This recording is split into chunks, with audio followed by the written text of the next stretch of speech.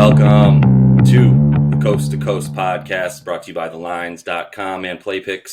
Coming to you from Oakland, California, as always, Josh Lander, joined by my counterpart, Nate Whiteker, on the East Coast. Another great article with some best bets on there for you today that we're going to get into. And just a quick reminder to head over to playpicks.com/NBA for all your needs. If you're looking for the lines that day, if you're looking for a little bit of beginner info, we've had a couple people hit us up on YouTube asking to explain a little bit about what we're talking about here. Playpicks.com/NBA has everything you need for all beginner tutorials. With that said, Nate, let's jump into the lines for today. A nice big slate on Wednesday, the 20th.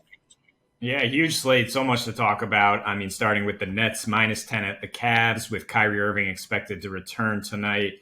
The Mavericks and Pacers are even money right now. Celtics +5 at Sixers. Jason Tatum's still out, but Embiid is back for the Sixers. Pistons +5 at Hawks. Heat +4 at Raptors. Jimmy Butler's still out. Magic -4 at Wolves. Karl Anthony Towns is out. Suns -5 at Rockets. John Wall is still out.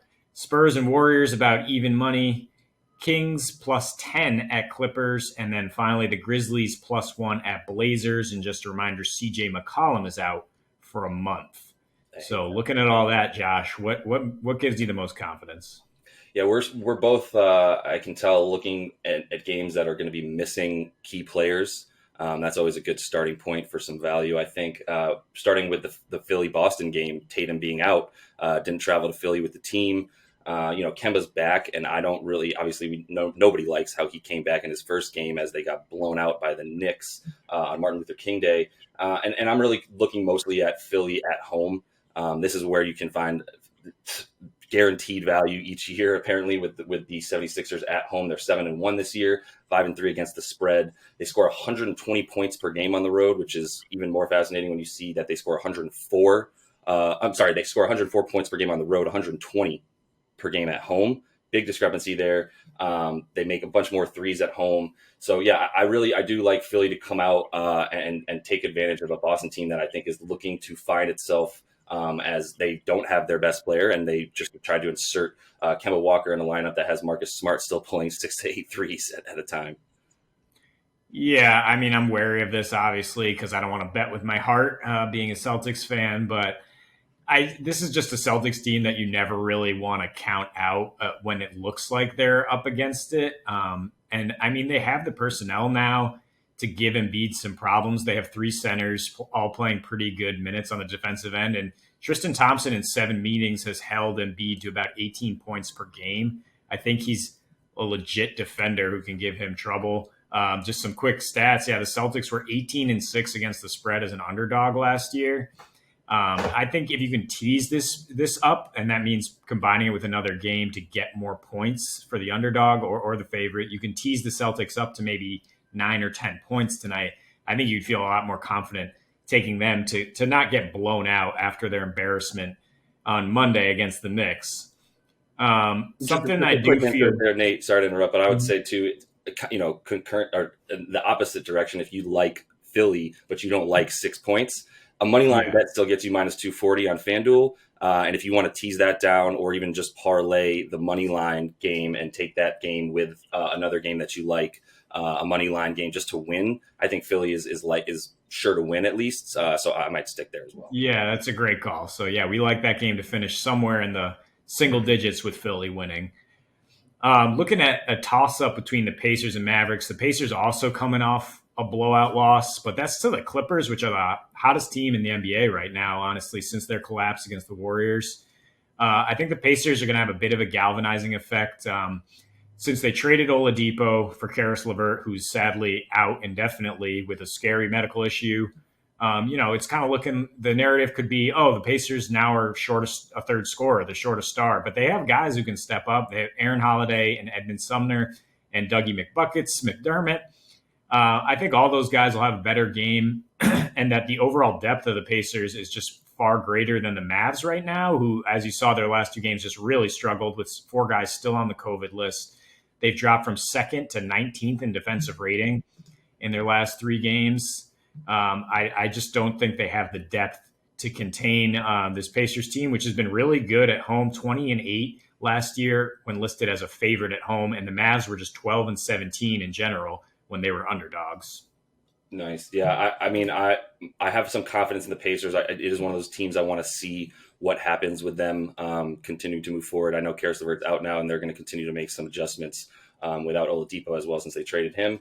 And I'm actually with you, except for it's just more because I don't like Dallas right now. I need to see something different from them until I feel more comfortable betting on them. And the tiny spread for the Pacers at home, as you mentioned, they are very, very good at home. And DeMontis is killing it inside where the Mavs have struggled recently. So I'm with that pick. I'm going to move on, Nate, to the Toronto-Miami game taking place in Toronto. Miami, it's mostly just, once again, about who's not playing for Miami. No Jimmy Butler, no Tyler Hero. I don't believe enough in the remaining players. Bam, Goran, and Duncan Robinson need to do too much, in my opinion, to be able to take on a Toronto team that's been playing much, much better on defense. We all know about the pace that they play at, and we all know about the threes that they shoot. But we have to now talk about the defense that they've been improving mightily in their last 5 games as they really started to pick things up with their defensive rating going back down to 107. They've improved in terms of guarding the three so that their opponents are now shooting 33% from three as opposed to 38% on the season that they were giving up earlier. And really, Chris Boucher, I know he's someone that you love to talk about. He's second in PER right now. Go figure, 112 points basically first in effective field goal percentage. He's someone coming off the bench for them. It might be, soon that he's in the starting lineup with how well he's performing. Yeah, I mean, him and Pascal Siakam are literally the reason that those opponents' 3-point percentages are down. They are the most terrifying people to come at you on a closeout. Hero is not officially out, but if he is ruled out later tonight, that's when I would hit that Raptors line right away. I mean, the Heat just don't have the perimeter scoring without both Jimmy and Hero. We saw them get blown out by the Pistons with that being the scenario. And this Raptors team is hot. So, yeah, I love that pick if you can confirm that he's out. And moving to a game that might be a little low scoring, something to look at the under here. But what we like is the Magic -3.5 at some spots right now at the Wolves. As we mentioned, the Wolves don't have Karl Anthony Towns. They've been basically non-competitive without him. They're trying to use Ed Davis and Naz Reid at center, and neither of those guys have a chance of slowing down Nikola Vucevic, who is third in PER. And his prop right now, 39.5 points, rebounds, assists. You can find that in player props at FanDuel. And I think he has a great chance of topping that if this game stays even remotely close. So that's definitely something to look at there. But also, if Orlando gets Evan Fournier back, I think that they finally snapped that 6-game losing streak. You saw they were good against the Nets on offense, and this Wolves team just doesn't really have anything to counter with. They're basically just playing their young guys, playing for the future. Yep, agreed. And I love the Vucevic. Vuce is, one of those skilled big men that just plays in Central Florida and doesn't get a lot of attention. But if you don't have a center on your team that can match up with him, he's going to cause problems. And that is the case tonight. Obviously, no Cat for the T-Wolves, and Naz Reid just it's not it. Ed Davis has proven time and time again he's not it. So yeah, I feel comfortable with the 3.5 and definitely the Vucevic numbers and props there. A couple quick hits, Nate, as well. Just back to the West Coast, the Spurs taking on the Warriors at home. Warriors coming off a really surprising win at the Lakers. And really, what I'm looking at here is Spurs. Really what they do on the road is very impressive this year. They're only giving up 108 points when they play on the road. They're 6-2 against the spread on the road. And in their last 8 games, especially, they're another team who's really bumped up the defense.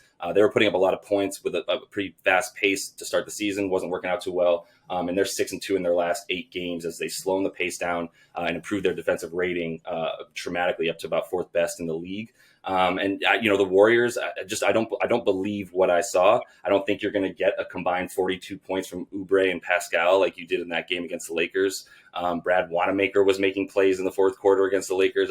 It was too much of everybody playing over their expected performances for me to really think that you can lean on the Warriors again. And one thing I'm watching too is if Wiggins even plays, that's one less threat on the wing. And I think Kelly Oubre is going to come back down to the poor performances he's been having this year. Right on. And just looking at the slate from a DFS perspective, as we mentioned, the Pacers are going to have some guys that you want to look at only in tournament formats, Holiday and Sumner and Doug McDermott.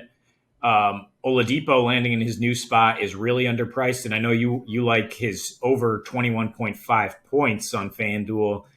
He cruised past that in his debut and gets a great matchup against the Suns tonight. They've struggled on defense lately. No John Wall for the Rockets is going to help Depot, and it's going to be something we're looking at consistently with no John Wall in the lineup. Victor Oladipo playing for a contract, big time points each night. Mm-hmm.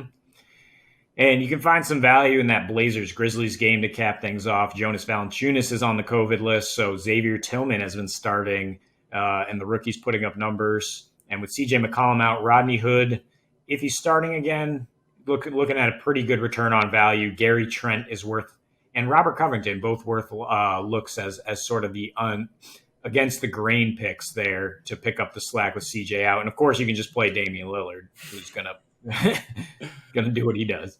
Absolutely. Lots to watch tonight, Nate. We're going to be keeping an eye on everything for you guys. Definitely jump into the comments, like and subscribe. We're having some fun talking about all these games with you guys. Happy betting tonight. We'll be back tomorrow with another full NBA slate.